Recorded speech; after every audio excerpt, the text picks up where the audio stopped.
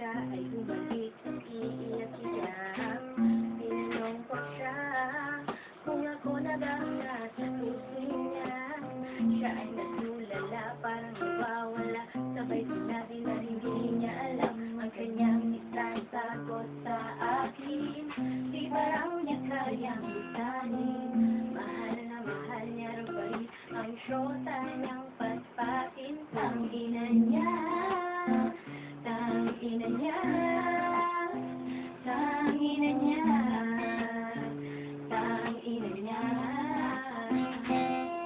Sana masagasaan sila, sana ay masunugan sila, sana ay makagat siya ng asong pulol ng kapitbahay nilang kalbo.